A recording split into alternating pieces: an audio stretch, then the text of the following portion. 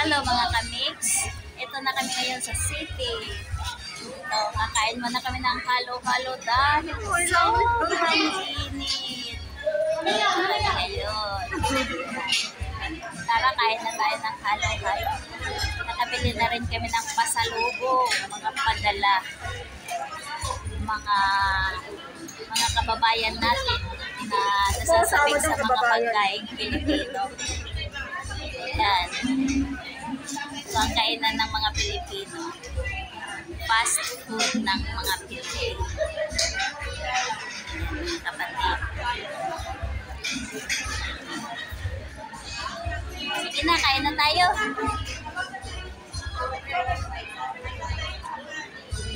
Magpalamig muna tayo.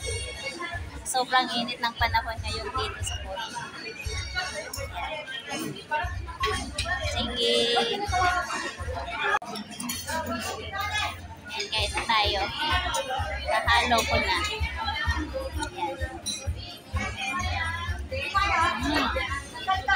Pwede na kayo mag-open ng Gcash ngayon, no? Ate. At saka pandikoko. Pandikoko dito.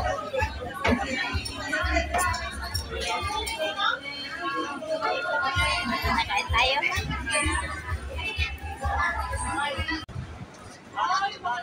Ayan mga kasama. Nakalabas na naman kami dito sa initan. Mga kapatid.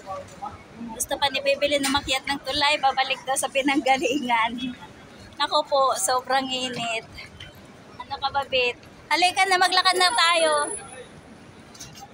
Lakad na tayo papuntang simbahan. Doon na tayo maghintay para makaupo tayo. Kaya mo yun. Huwag mo sabihin di kaya.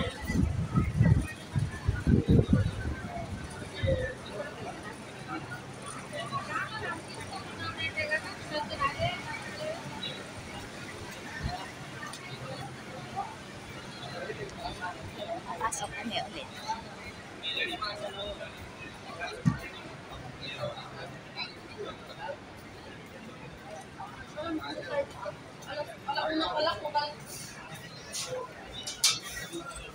Ito na kami sa loob.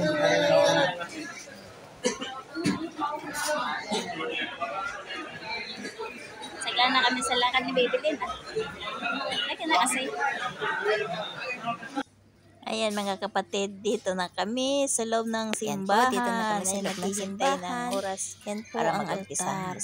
Ayan, naghihintay po ang kami ng place ng mga choir para mag-misa. Ito po kami sa malapit naman para ang place ng mga kita choir. Namin, yan po ang altar. Dito kami kita namin ang malapit sa altar para kita lahat. Okay, sige po. Sige, God bless us. Tayo ng misa.